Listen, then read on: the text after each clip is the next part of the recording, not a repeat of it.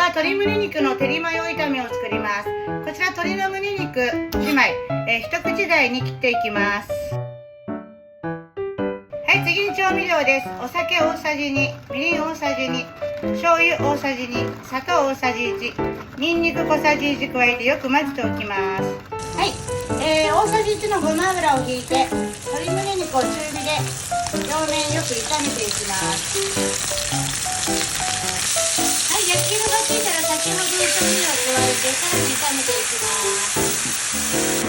はい、汁気がだいぶ、少なくなったところで大さじ2のマヨネーズを加えます。